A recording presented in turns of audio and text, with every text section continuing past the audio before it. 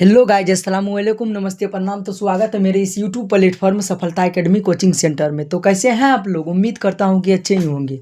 तो मैं फिर आप लोगों के लिए क्लास 10th का साइंस यानी जो 2021 में पूछा गया क्वेश्चन, जो ऑब्जेक्टिव 80 को द्वितीय पाली देखिए यहाँ पे सेकेंड पाली में जो पूछा गया क्वेश्चन है उसी को आज करवाने वाला हूँ। प्रीवियस ईयर है, 2021 में पूछा गया है। उससे पहले अगर आप चैनल पर न्यू है तो सब्सक्राइब कर दीजिएगा, मेरे वीडियो पसंद आए तो लाइक कॉमेंट एवं शेयर कर दीजिएगा।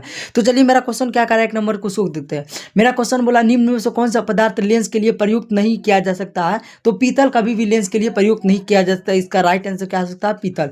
फिर बोला, निम्नलिखित में से कौन संख्या प्रकाश के अपवर्तन के नियम के लिए सही है? यानी इसमें से कौन सा संख्या है जिसके प्रकाश के नियम के लिए सही है? यानी प्रकाश के नियम के कितने, प्रकाश के अपवर्तन के कितने नियम है? प्रकाश के अपवर्तन के 2 ही नियम आप लोग को भी पता है। तो 3 नंबर क्वेश्चन बोला, किसी वस्तु का प्रतिबिंब आंख के जिस भाग पर बनता है वह है। बोला, किसी वस्तु का प्रतिबिंब आंख के जिस भाग पर बनता है वह क्या कहलाता है? 3 का राइट आंसर क्या हो जाएगा? बी, रेटिना कहलाता है। क्या कहलाता है? रेटिना कहलाता है। अब 4 नंबर में देखिए, बोला किसी माध्यम के अपवर्तनांक यानी यू का मान होता है साइन आई बट्टा का साइन आर होता है। यानी इसका राइट आंसर क्या हो जाएगा? बी हो जाएगा। फिर यहाँ बोला 5 नंबर में, एक गोलीय दर्पण की फोकस दूरी प्लस 20 सेंटीमीटर है तो यह गोलीय दर्पण कैसा होगा? इसका गोलीय दर्पण उत्तल होगा, अवतल या समतल या कोई नहीं। तो 5 का राइट आंसर क्या हो जाएगा? 5 का राइट आंसर होगा उत्तल होगा। क्या होगा? उत्तल होगा।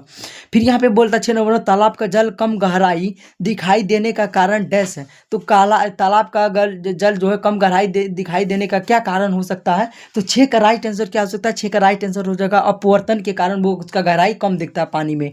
तो 7 नंबर में इसका आंसर देखिए, 7 का राइट। 7 क्या क्वेश्चन बोला है?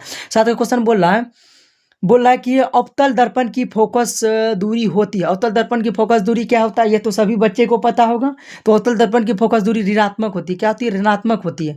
फिर यहाँ पे देखिए 8 नंबर बोल रहा है, किसी अवतल दर्पण की फोकस दूरी यानी और उसकी वक्रता त्रिज्या r हो तो निम्नलिखित में से कौन संबंधित है? तो इसका क्या हो जाएगा? r बराबर 2f। राइट क्या आंसर हो जाएगा? 8 का r बराबर का 2f हो जाएगा। ठीक है। और फिर बोला 9 नंबर, इलेक्ट्रिक हीटर की कुंडली बनाने में किस पदार्थ का उपयोग किया जाता है? यानी इलेक्ट्रिक हीटर जो है उसका कुंडली जो बनता है इसमें किस चीज़ का कौन सा तार लगाया जाता है? तो इसका राइट आंसर क्या हो जाएगा? 9 का राइट आंसर हो जाएगा डी, यानी नाइक्रोम का बनाया जाता है इसका इलेक्ट्रिसिटी का।